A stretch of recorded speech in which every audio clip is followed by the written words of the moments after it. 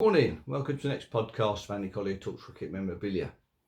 Happy New Year to you all. I hope you had a great Christmas break. I hope you enjoyed the Christmas special that I put out a week or so ago.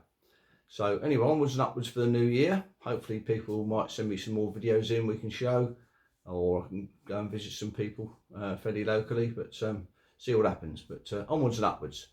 So on the Facebook page that I run, the Spirit of Cricket Collecting, there was a request the other day for some 1924-25 material, which I'll show in a minute. There's not a great deal on the 24-25 series, but we'll have a show in a minute. So anyway, going to what's turned up this week, which is quite nice this week.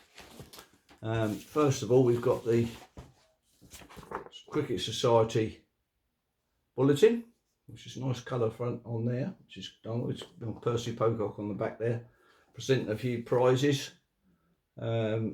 What I would like to know is what the prizes were, actually, anybody watching the Cricket Society on there, but so I don't quite know what the awards were for, and I haven't actually looked through there and seen there's not, description of the rewards, so there we go. A nice little news bulletin there from the Cricket Society. A few other bits and pieces that turned up. Fortunately, the postman wasn't on strike this week very much. There's this lovely Valentine series card with George Hurst, Yorkshire man, still the only man to get 2,000 runs and 200 wickets in a season, so bit of a star really, George Hurst, and it's a lovely condition card again there with the Valentine series back on it, so taken down at Brighton, so nice postcard there. Another one that turned up was this lovely 1931 New Zealand side, and it's signed by Henry Vivian down the bottom here. I believe is an all black as well, so quite a nice card there to get.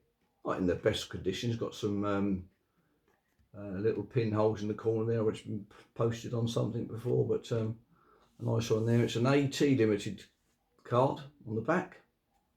Who AT were, I don't know. It's just, this is the real photograph, so quite a nice little photograph there with the 31 touring New Zealand side.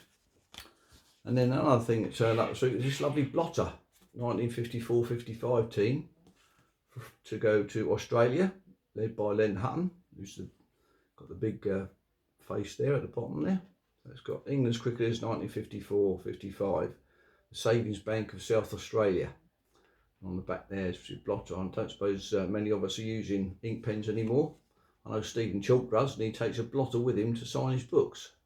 So there's one for the tick off the list, but quite a nice little blotter there from 54.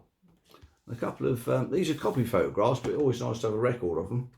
This one is 46 for England. I did have a bit of trouble with identifying these two down the front, but I've been told it's Doolan and Tribe, not Doolan, Moolman and Tribe, but I'm not convinced that that's Moolman there.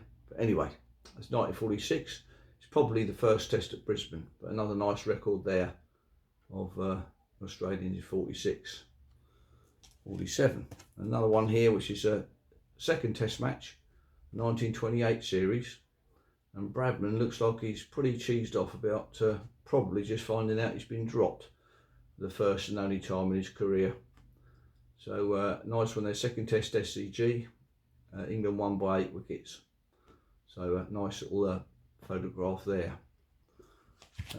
So that's that. We should go on to 1924 stuff now. And like that, we've got Herbert Sutcliffe here, who in that series became the first player to score 3 consecutive centuries. This is his copy of the Ormond, or Ormandy, which we like to call it, sailing over to Australia. That's probably an official one, that with the MCC bits on the top there. So a nice addition there in the 24 series, which is obviously another one we lost 4 test matches to 1, unfortunately, but that victory against Australia meant that it was their first non-victory in 16 test matches. So there's a nice photograph there in the Civies, 1924-25 side.